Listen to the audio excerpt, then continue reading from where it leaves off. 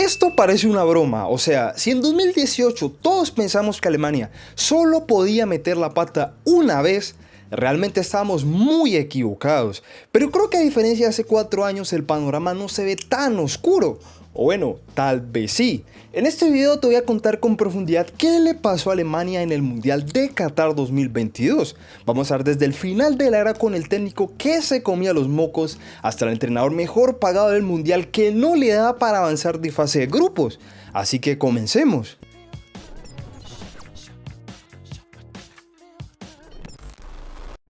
Ya se empieza a ver lejano, no, muy lejano, aquel mundial que la todopoderosa Alemania ganó en el Maracaná por allá en julio de 2014. Por ese entonces, a comparación de hoy por hoy, ese equipo era perfecto, muchachos. O bueno, casi perfecto.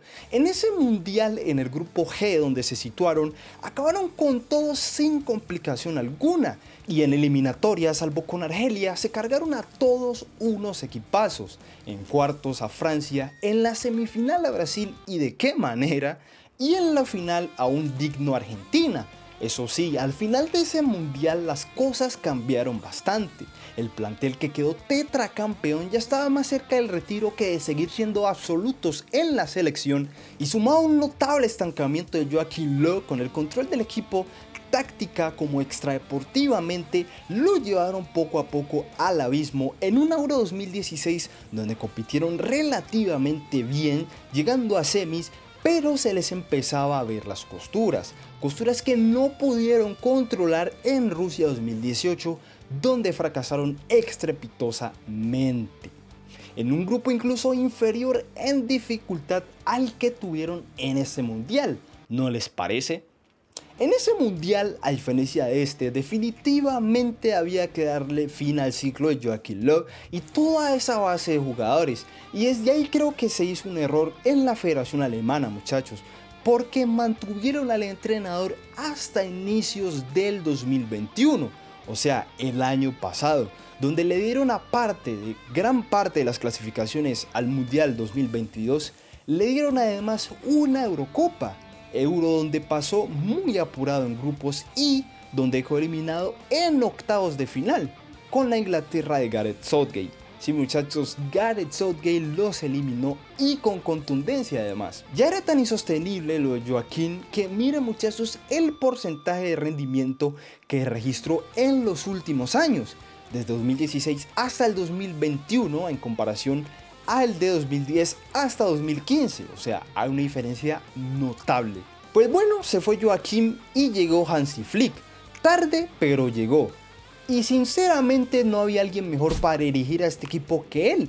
Venía de crear una maldita máquina en Europa y da la sensación que dejó eso a un lado para llegar a la selección. Pero con los clubes pasa algo que no pasa con las selecciones, muchachos. Y es que el tiempo de preparación es muchísimo mayor y sobre todo mejor. Primero porque entrenan todos los días y segundo porque se entrenan para torneos más largos que un mundial, por ejemplo. Y ya les explico más adelante por qué les estoy contando esto. Bien, Hansi ahora tenía una misión con Alemania, muchachos, clasificarlo al mundial, y eso hizo. El grupo tampoco era la cosa más complicada, siendo realistas, o sea, miren esa auténtica salvajada en estadísticas, pero lo único que le hizo perder puntos fue el poderosísimo Macedonia del Norte. Y aunque hicieron una puntuación casi perfecta en esa eliminatoria, pudimos ver 3 claves que fueron muy importantes ayer en la eliminación de Alemania en Qatar. Lo primero que pudimos ver es que ofensivamente Alemania dependía mucho de los carriles externos para crear ocasiones de gol, así como también de que los volantes llegaran desde segunda línea a rematar las jugadas, como en estos ejemplos.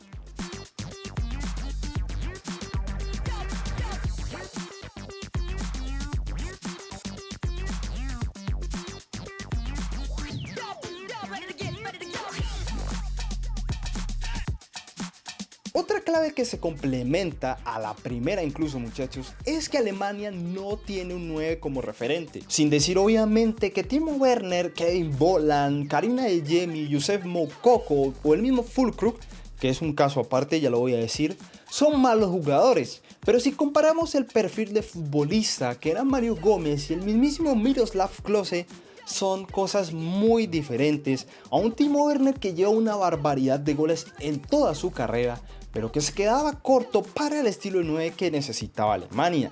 No por nada el máximo goleador de Alemania en clasificatorias para el Mundial fue Serge Gnabry con 5, que a comparación de todos los goleadores en las otras selecciones de ahí, es el único que no es un jugador de área como tal. Y si bien Alemania en el grupo de clasificación hizo 36 goles, realmente deja mucho que decir que el máximo goleador sea un jugador de banda con 5, viendo lo de las otras selecciones.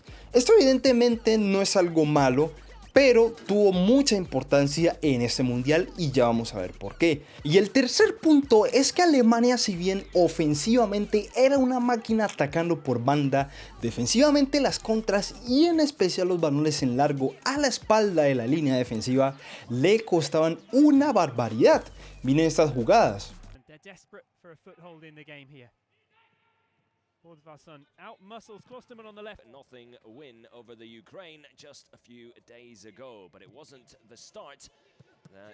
Time added on, go for broke here.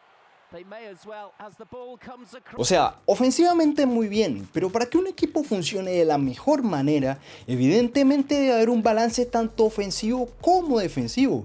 Y aunque en las eliminatorias solo les hicieron 4 goles, habían jugadas como las que les puse ahí, muchachos, que expusieron bastante a Alemania y después iban a tener relevancia. Ahora bien, con todo ese contexto en mente, lleguemos a Qatar 2022, muchachos. Les había tocado un grupo que a priori era apretado, pero que en teoría deberían pasar peleándole el primer puesto a España, y en el debut contra Japón ofensivamente vimos que Alemania fue una máquina. 74% de posesión, 26 tiros en total y 9 al arco, pero entre tiros al palo y que el portero se haya parecido a Kawashimazu, solo pudieron hacer un gol. Y el tema aquí es que a Japón solo le bastaron 4 goles para, en menos de 10 minutos, no solo remontar, sino que llevarse los primeros 3 puntos. ¿Pero por qué pasó esto? Por exactamente lo que les dije en el punto 3. Alemania ataca muy bien, pero no defiende de la misma manera. Y para más Inri, Japón explotó su mayor debilidad: balones largos a la espalda de la línea defensiva. Sobre todo el segundo gol es una grosería realmente. En el segundo partido contra España, Alemania adoptó una postura muy diferente, y es que al frente tenía un rival que le encanta tener la posesión, así que los hermanos debían adoptar una postura muy diferente: o dominaban ellos o dominaba el equipo de Luis Enrique. Al final el 35% de posesión con el que terminaron ese partido nos demuestra lo que pasó en este encuentro futbolístico. Alemania no hizo 26 tiros ese día tampoco, pero tuvo sus opciones, al igual que España. Defensivamente no estuvieron mal y realmente contrarrestaron bien a España, pero el primer gol del partido, miren desde dónde vino. Así es, un retroceso y por la banda del lateral. O sea, prácticamente lo mismo del primer partido, pero por el otro lado. Con ese gol perdieron, pero Füllkrug, viniendo desde el banquillo, los salvó. Realmente en ese partido no estuvieron mal, no dominaron como contra Japón, pero se les vio un poquito más compensados. Y en el tercer partido, que fue contra Costa Rica, vimos algo muy similar a lo del primer partido. Los alemanes tuvieron 32 remates, 11 al arco. Esta vez estuvieron más atinados porque hicieron 4 goles, y un 9 de clase alemana como Füllkrug llegó desde el banquillo y aportó lo suyo, al igual que Kai Havertz, y al final miren la carita que tenía. Lo mismo en ese partido, o sea, dominaron de pies a cabeza, pero hubo un punto donde les remontaron, y miren desde dónde llegó el gol de Costa Rica. Le ganaron la espalda a Rüdiger, Neuer dio rebote y para adentro. Al final terminaron ganando, pero pues no les alcanzó y quedaron eliminados del mundial. En conclusión, Alemania se va del mundial porque es un equipo que no tuvo un buen balance ni ofensivo ni defensivo al final. Generó demasiadas oportunidades y no pudo concretar. Me parece curioso que de los 6 goles, 2 fueron de Füllkrug y saliendo del banquillo. Y ahí es donde me cuestiono lo de los delanteros en Alemania. Es cierto que hay equipos como España, de Luis Enrique, que no utilizan 9 tampoco, eso es bastante cierto. Pero en el Bayern de Flick había un tipo como Lewandowski que las mandaba a guardar siempre. y en ese esquema donde los extremos tenían un rol importantísimo, como ahora, tener un tipo de área era bastante clave. Pero el problema de Alemania no solo va por ahí, ese es el menor de los problemas, ya que de los 5 goles que les hicieron, todos evidenciaron el mismo error defensivo que les mostré anteriormente, muchachos. El panorama no es tan oscuro, Hansi Flick es un entrenador espectacular, además tiene una base de jugadores increíbles, pero debe equilibrar tácticamente a Alemania, muchachos. No es lo mismo entrenar todos los días sobre una idea que hacerlo de vez en cuando en una Nations League que no le importa a nadie realmente. Y eso es bastante clave.